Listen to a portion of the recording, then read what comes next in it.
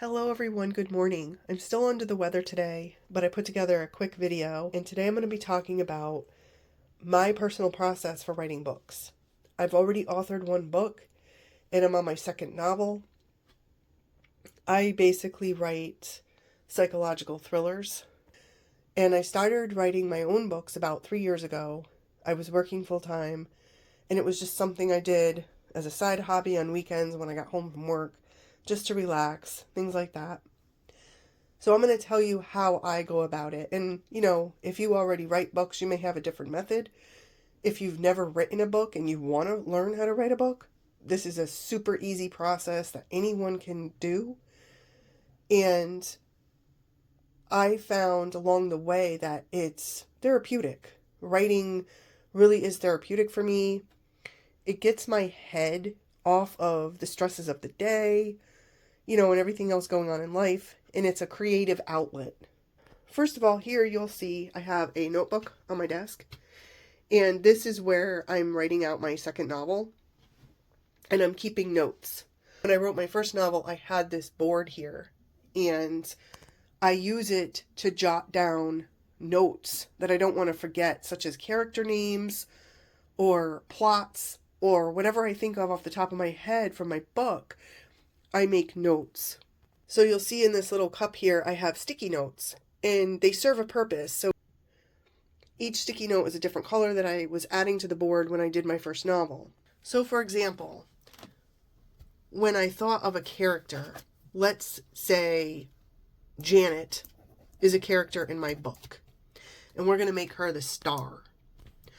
And by the way, this is not anything about real life. This is just hypothetical, just my imagination. Okay, so even if it's in the likeness of somebody it's not meant for that. This is purely just demonstrative.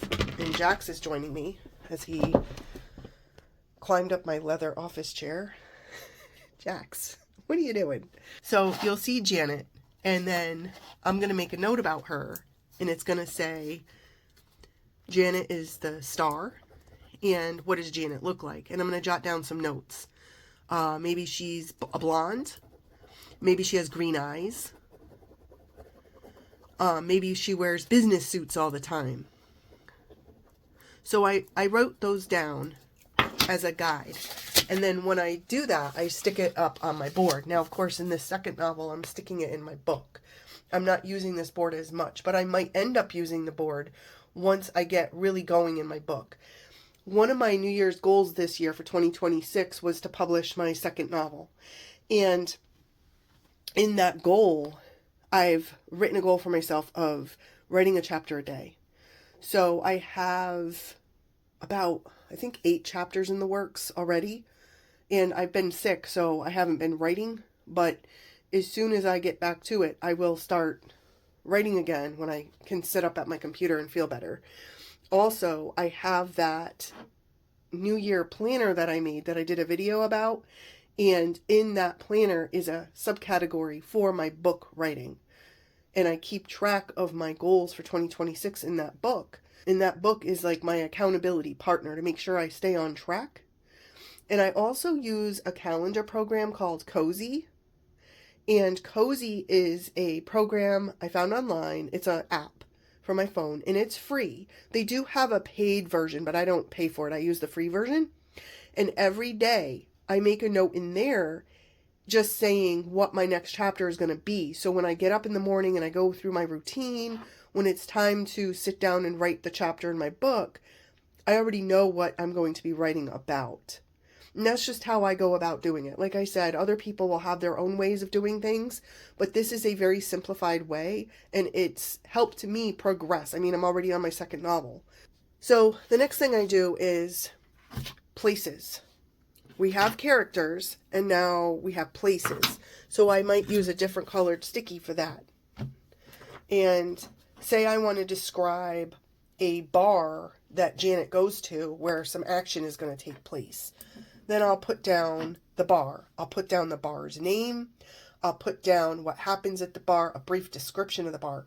So that way, when I'm going through the details in my book, I can quickly glance back over my notes I don't want to put in my book in one chapter that it has pine walls, right? And then in another chapter, 40 chapters down, that it has white sheetrock walls.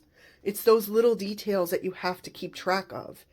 Keeping track of these details can get very overwhelming. When I wrote my first book, I had to keep going back chapter to chapter to check on the little details like that. So I also, in addition to the stickies, I also kept a notebook, and I fact-checked myself all the time. And when I finalized my book, I went back over it with all the notes I had made to fact-check myself about those little tiny details that matter. You don't want to say somebody walked into a bar with a red suit on, and then in the final chapter saying they wore a gray suit. You want to make sure that your facts pan out as you're writing them. And that's exactly what I do with these sticky notes. And like I said, with this novel, I'm using a notebook. I already have several pages filled out with the characters, and I have several pages filled out with places and notes about the places. Now, another note about this. This is my official book nook.